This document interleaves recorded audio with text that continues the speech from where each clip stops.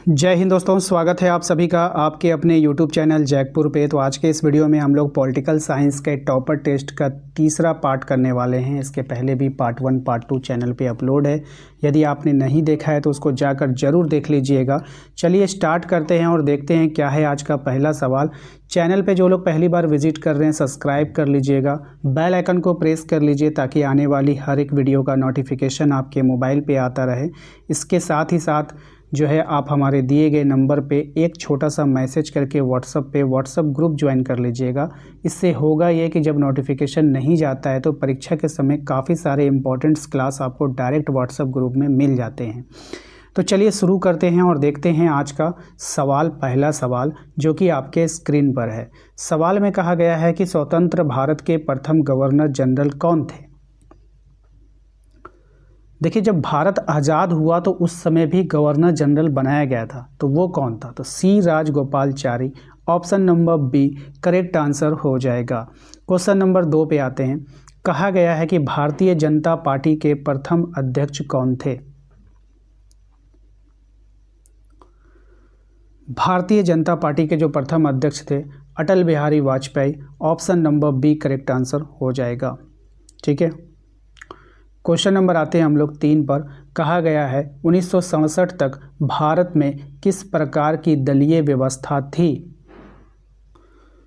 तो सवाल था 1967 तक भारत में किस प्रकार की जो दलीय व्यवस्था थी। एकल आधिपत्य दल व्यवस्था थी, याद रखिएगा, ऑप्शन नंबर डी हो जाएगा। क्वेश्चन नंबर 4 पे आते हैं। कहा गया है कि हमारी नियोजन व्यवस्था किस विचारधारा पर आधारित है।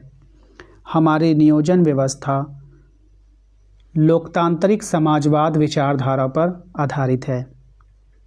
अगले सवाल पे आते हैं। क्वेश्चन नंबर 5 में कहा गया है कि भारत में योजना आयोग का अध्यक्ष कौन होता है। भारत में योजना आयोग का अध्यक्ष होता है प्रधानमंत्री। और योजना आयोग का अगर पूछ ले कि नाम बदल कर क्या रख दिया गया है तो इसी का नाम नीति आयोग रख दिया गया है, याद रखिएगा। क्वेश्चन नंबर आते हैं 6 पर। कहा गया है कि भारत का अंतिम गवर्नर जनरल कौन था। भारत का अंतिम गवर्नर जनरल था Lord Mountbatten, option number C. देखिए, इसको मैंने ट्रिक से याद करवाया था आपको कि अंतिम का मतलब होता है लास्ट, और लास्ट वाले को जो हम लोगों ने क्या किया था, मार मार के पीट पीट कर भगाया था, तो उसमें उसका बटन सब टूट गया था। तो बटन यहाँ पे लगा हुआ है, ध्यान रहे आपका। क्वेश्चन नंबर 7 में आते हैं। कहा गया है कि समाजवादी नेता कौन थे, आपको बतानी है।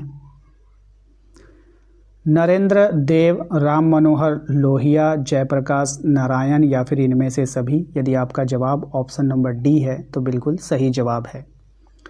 क्वेश्चन नंबर आते हैं 8 में। कहा गया है कि वर्तमान में भारत में कौन सी दल व्यवस्था है। यदि आपका जवाब है ऑप्शन नंबर सी बहुदलीय व्यवस्था है तो बिल्कुल सही जवाब है। क्वेश्चन नंबर आते हैं 9 में। कहा गया है कि निम्न में से कौन सा जोड़ा सही सुमेलित नहीं है। यानी कि गलत की पहचान करना है। यहाँ पर योजना आयोग का गठन 1991, ये गलत हो जाएगा, बाकी सब सही है, तो ध्यान रखना है। क्वेश्चन नंबर आते हैं 10 में। कहा गया है कि लौह अयस्क का विशाल भंडार किस राज्य में है। लौह अयस्क का विशाल भंडार उड़ीसा में है, ऑप्शन नंबर बी हो जाएगा करेक्ट आंसर।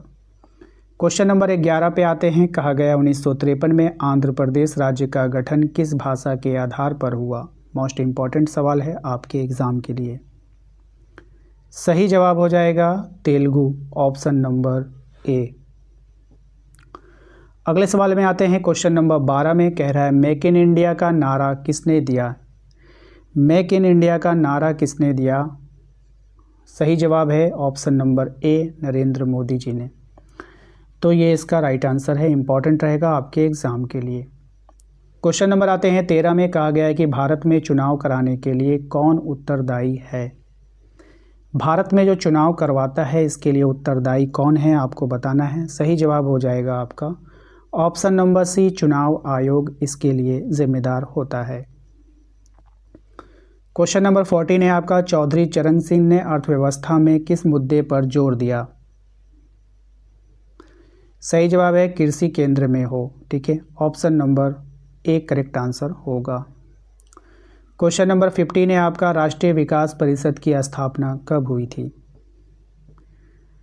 सही जवाब होगा ऑप्शन नंबर बी 1952 में।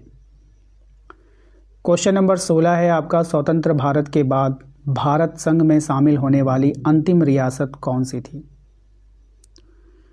सही जवाब है इसका Hyderabad, option number C. Question number 17 है आपका, भारत का संविधान कब स्वीकृत किया गया? तो 1949 में। क्वेश्चन नंबर 18, भारत में मताधिकार की आयु सीमा क्या है, यानी कि वोट डालने की जो उम्र है वो क्या है? 18 वर्ष, ऑप्शन नंबर ए। क्वेश्चन नंबर 19, भारत में नियोजित अर्थव्यवस्था का विचार कहाँ से ग्रहण किया? सही जवाब होगा इसका बॉम्बे प्लान, सोवियत अनुभव, गांधीवादी विचार, उपयुक्त में से सभी, option number D. Question number 20 है आपका कि प्रथम पंचवर्षीय योजना में किसे प्राथमिकता दी गई? मोस्ट इंपॉर्टेंट सवाल है आपके एग्जाम के लिए। तो कृषि को दिया गया, option number C. Question number 21 है आपका, लौह पुरुष किसे कहा जाता है? तो लौह पुरुष कहा जाता है सरदार पटेल को, option number B correct answer हो जाएगा। क्वेश्चन नंबर आते हैं 22 में, कहा गया कि भारत के प्रथम उपराष्ट्रपति कौन थे?